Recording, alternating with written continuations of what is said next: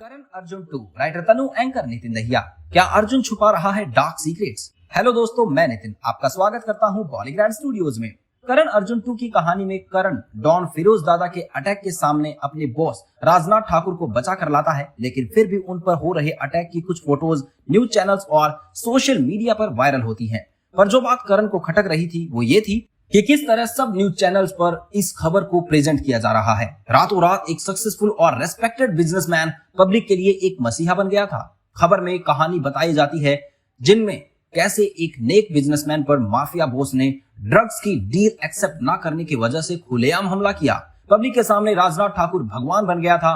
राजनाथ और सेक्रेटरी जो हमेशा एक दूसरे से चिपके रहते हैं, जैसे पूरी दुनिया को इंपॉर्टेंट डिसीजन इन्हीं को लेने हैं। दोनों टीवी पर न्यूज और लोगों के ओपिनियन देखकर खुश होते हैं। करण को जिस बात का शक अटैक के वक्त हुआ था, अब वही सच होता नजर आ रहा था। करण बाहर जाकर अर्जुन से मिलता है जो एक बिजनेस कार्ड को हाथ में घुमाता है। अर्जुन अपने सनग्लासेस को नीचे करके करण की तरफ देखकर कहता है, अंदर तो दोनों बुड्ढों की पार्टी चल रही होगी। ये होते हैं किस्मत वाले लोग। माफिया से कनेक्शन मिला और मीडिया ने उन्हें भगवान बना दिया। वैसे तुझे क्या लगता है करण, ये अटैक सच में अटैक था?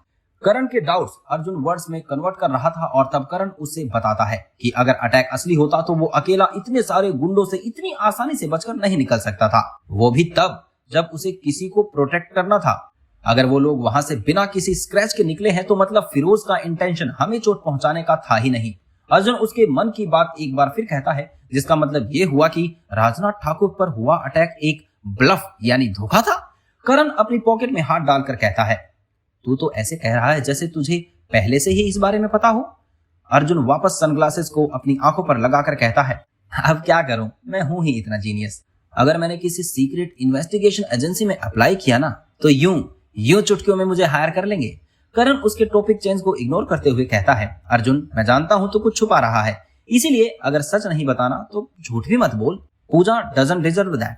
अर्जुन के सामने वो चेहरा आता है जिसके लिए वो ये सब कर रहा है, जिसका राज उसने सबसे छुपा कर रखा है।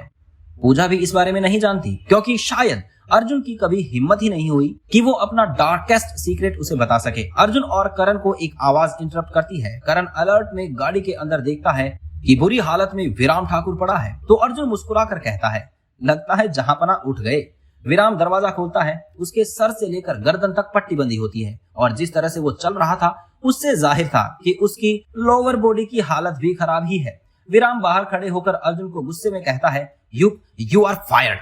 जब वहां मुझे कुचल रहे थे तब तू आराम से खड़े होकर देख रहा था।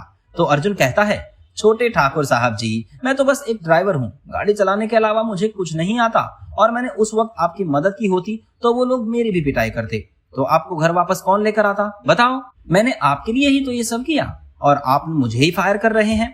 अगर मैं इतना ही बुरा हूँ तो बताओ मैं क्यों तुम्हें हॉस्पिटल ले जाता? और अर्जुन वहां ड्रामेटिकली जोर जोर से रोने लगता है। विराम ऑकवर्डली उसे चुप कराने की कोशिश करता है ताकि उसे पिता ना सुन ले, और कह देता है कि अगर वो चुप होगा तो उसे फायर नहीं करेगा। तो अर्जुन झटके से उसके गले लग जाता है और जहां जहां उसे चोट लगी है वहां वहां प्रेशर डालता है। विराम बड़ी मुश्किल से अर्जुन से पीछा छुड़ाकर जाता है और उसके जाते ही अर्जुन चुप हो जाता है। करण के चेहरे पर स्माइल होती है जो अर्जुन के चेहरे पर भी आ जाती है। तो कैसे करण अर्जुन करेंगे राजनाथ का पर्दाफाश? जानने के लिए देखते रहिए हमारी अगली वीडियो। धन्यवाद।